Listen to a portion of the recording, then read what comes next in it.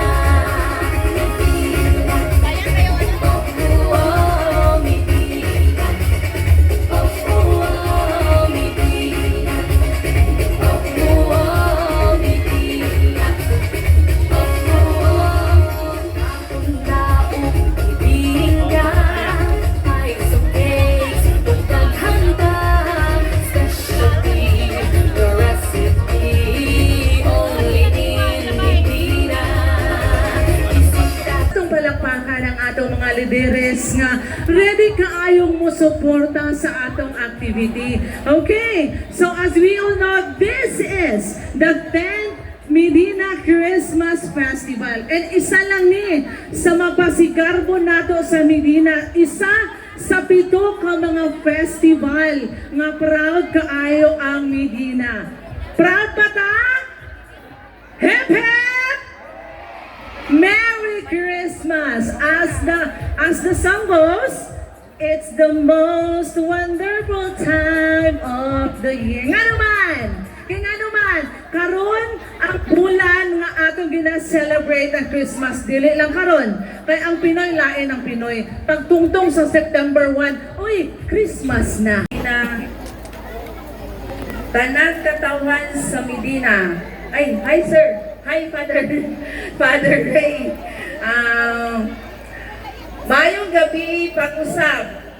So, dito na mo, na-shock ya ko. Mag-iingnan ko sa inyong halando na mayor na mag-istorya ko din sa inyo. Atubangan karong gabi, na-timing lang yun nga, DILG ni Samis Oriental, nasa Duca Bay because of our year-end evaluation.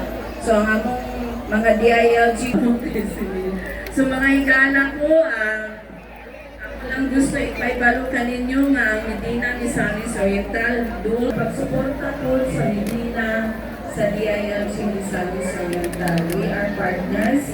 Ang mandato sa Medina, sa DILG is to assist local government units to be effective partners for development.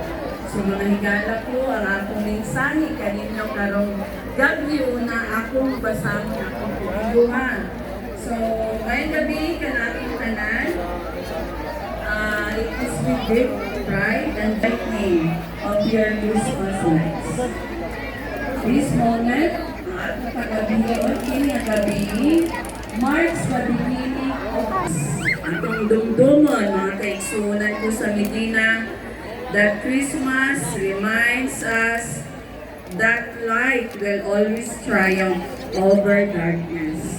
Itang yung tanan, dapat bagahin sa. So, ingon, ayog sa bang mayor, naghilak ang ilang pipi. Kaya emotional kayo sa iyang mensahe. So let us be generous. The kindness we extend to strangers and the joy we spread in our respective barangays, in our respective municipality. Ang kahayag na atong ipasiga karong gabi una represents the thousands of small acts, The glow of the light sa atong masiga later that brightens our streets tonight and every night. May we also remember the inner lights burning within us, the light of hope, the light of peace, and the light of faith. To everyone who worked together tirelessly to make this festival possible, our organizers, our local officials, our partners, the volunteers, the performers, the community leaders, we should thank them because your dedication as we gather